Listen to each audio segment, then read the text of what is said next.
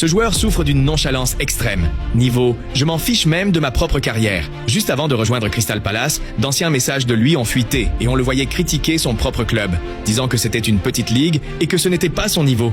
Et le plus fou, c'est qu'ensuite, il a vraiment fini par signer à Palace, comme si de rien n'était. Et en plus, il est devenu une célébrité grâce à une seule vidéo. Coup franc à la dernière minute pour égaliser le match. Le stade en ébullition, les gens qui perdent la tête. Et lui qui marche tranquillement comme s'il venait de payer son pain. Ses routines sont très étranges. Avant chaque match, il entre sur le terrain, touche la pelouse, hoche la tête comme s'il venait de décider si ça valait la peine de jouer aujourd'hui ou non, puis il retourne directement au vestiaire. Il porte toujours des chaussures qui s'accordent parfaitement avec l'uniforme.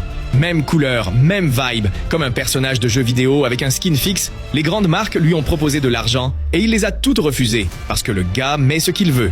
Tout lui paraît cringe. Quand il gagne un trophée, ses coéquipiers doivent presque l'obliger à le soulever. Eux crient, chantent, sautent et lui restent là, immobile, visage sérieux, comme s'ils avaient perdu la finale. Toute l'équipe se met à chanter et lui reste en silence, les regardant comme un adulte coincé dans un jardin d'enfants. Et quand il s'ennuie à l'entraînement, il débarque avec une énorme enceinte, met sa musique préférée et d'un coup la séance se transforme en concert. Tu penses que c'est une question de personnalité ou qu'il vit simplement dans son propre monde ?